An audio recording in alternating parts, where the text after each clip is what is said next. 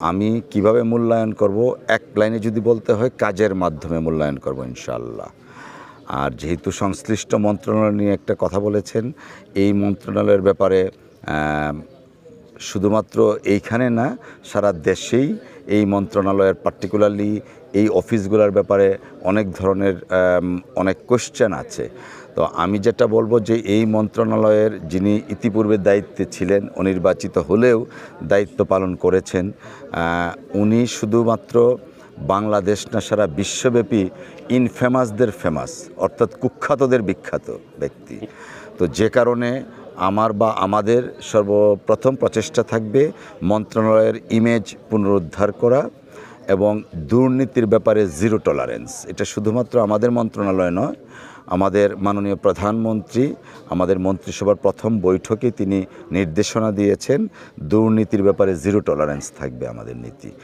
আর খাল খনন, পুকুর, জলাশয় এগুলোর ব্যাপারে আমাদের সরকারের পক্ষ থেকে 180 দিনের একটা প্রকল্প আছে। 180 দিনের মধ্যে আমরা অনেক কিছু ইনিশিয়েট করব। গতকালকেও আমাদের আন্তঃমন্ত্রণালয়ের বৈঠক হয়েছে, যে বৈঠকে বৃক্ষরোপণ এবং খাল খনন কর্মসূচি কিভাবে এগিয়ে নেওয়া যায় সে ব্যাপারে আমরা আলাপ আলোচনা করছি। এবং আমরা বাংলাদেশের যে হারানো ঐতিহ্য ছিল, অর্থাৎ পুকুর ছিল, সেই পুকুরটা এখন বেদখল হয়ে গেছে। আবার বা যে পুকুর আছে সেটাকেও আবার লিজ দিয়ে দেয়া হয়েছে।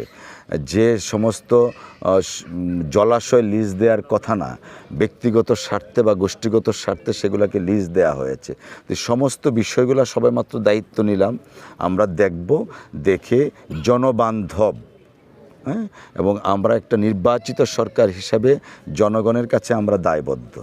সেই জনবান্ধব নীতি, এটা সব কিছুর ক্ষেত্রে জনবান্ধব নীতি প্রস্ফুটিত হবে এবং সেটাই মাননীয় প্রধানমন্ত্রী জনাব তারেক রহমান সাহেবের নেতৃত্বে আমাদের যে আগামী বাংলাদেশ, সবার আগে বাংলাদেশ বিনির্মাণের যে ভিশন, সেই ভিশন বাস্তবায়ন করব। সেই ক্ষেত্রে আপনারা যারা প্রিন্ট এবং ইলেকট্রনিক মিডিয়ার সাংবাদিক ভাই বোনেরা আছেন, আপনাদের সহযোগিতা দরকার, পাশাপাশি জনসাধারণের সহযোগিতা দরকার। কারণ আমরা আসলে এটা একটা পার্টনারশিপ, দেশটা সরকার পরিচালনা, হ্যাঁ হয়তোবা মন্ত্রী হিসাবে আমি শপথ নিয়েছি, কিন্তু এই মন্ত্রিত্ব তো আমার একার না, জনগণের মন্ত্রী এটা, এবং জনগণই সকল ক্ষমতার উৎস। আমরা চেষ্টা করব জনগণের সাথে সম্পৃক্ততা বাড়িয়ে এবং জনগণকে সম্পৃক্ত করে উন্নয়নমূলক কাজগুলা প্রণয়ন করা এবং বাস্তবায়ন করা, যেন মানুষের কাছে আমরা প্রমাণ করতে চাই এই সরকার জনগণের সরকার, শুধুমাত্র বিএনপির সরকার না, এই সরকার জনগণের সরকার। সেটাই প্রমাণ করার আমরা চেষ্টা করব ইনশাআল্লাহ।